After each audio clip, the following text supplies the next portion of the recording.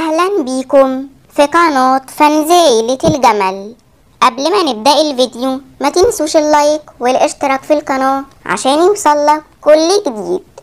يلا بينا نبدأ، وهنبدأ بمعلومات حصرية عن المفاجأة.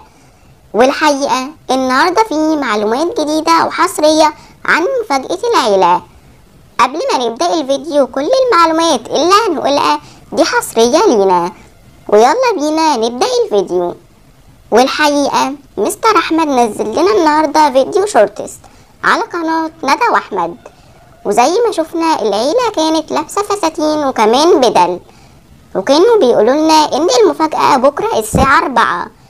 احنا نزلنا فيديو امبارح وكان توقعات المفاجأة، وقلنا إن المفاجأة ممكن تكون جواز حد من العيلة للمرة التانية، بس في فيديو النهاردة فيه توقعات تانية خالص. تعالوا مع بعض نعرف ايه هي.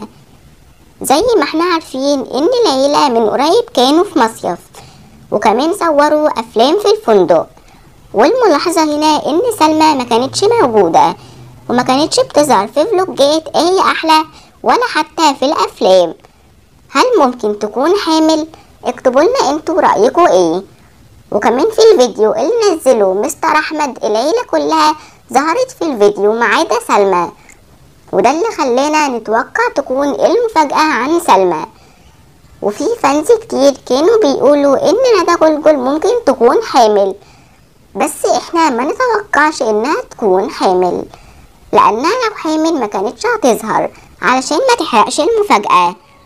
وبس كده نكون وصلنا لنهاية الفيديو. ما تنسوش تشتركوا في القناة وتعملوا لايك. بحبكم جدا يا اجمل فانز. سلام.